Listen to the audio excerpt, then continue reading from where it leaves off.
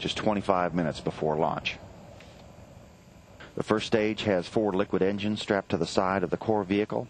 Each will burn for approximately 1 minute 58 seconds before they're jettisoned. The core engine of the first stage also serves as the second stage and continues to burn until about the 4 minute 58 second point. The third stage has a single engine that will burn for about 4 minutes 2 seconds, shutting down at the 9-minute mark of the flight. And at this point, the Soyuz will be in an initial orbit of 143 miles at its high point and 118 miles at its low point. That's 230 by 189 kilometers.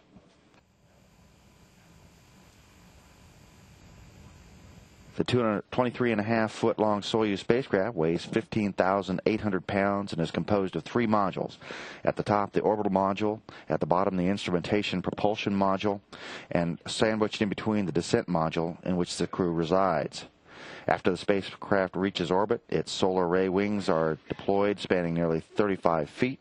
The entire spacecraft is nestled inside a protective shroud at the top of the rocket. The shroud is jettisoned after 3 minutes after launch, and the crew uses the orbital module, sometimes known as the habitational module, during on-orbit operations. This includes the docking mechanism, the hatch, and the rendezvous antenna.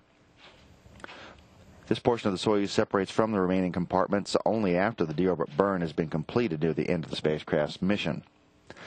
The descent module contains personally contoured couches for the crew members during launch, re-entry, and landing. This module contains all controls and displays necessary for critical flight activities. It also contains life support provisions, batteries for the re-entry and landing, and the parachutes and landing retrograde rocket engines. The instrumentation propulsion module houses the oxygen storage tanks, attitude control thrusters, avionics, and communications and control equipment.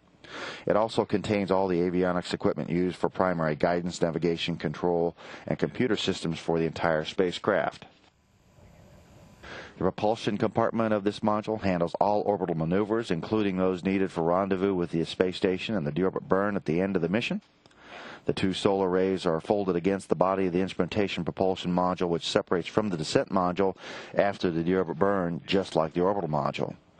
The entire capsule not only serves as a crew transport vehicle to and from the station, but it also remains docked to the station for 6 months, acting as an emergency return vehicle in the event the crew should have to leave the station unexpectedly.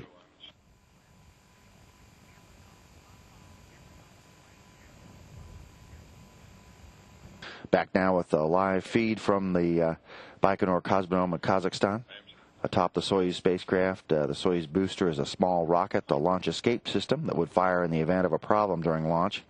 This rocket is designed to pull the spacecraft and crew clear to parachute to a safe landing in the event the launch or early stages of the climb to orbit are aborted. About 30 minutes ago, or about 1 hour before launch, an onboard timing device was initiated that governs the final major events leading up to liftoff. This type of launch vehicle has been used in various configurations to launch satellites since 1963, and its first use as a crew transport was in 1967. It now stands ready to launch Expedition 19 toward its home for the next 6 months.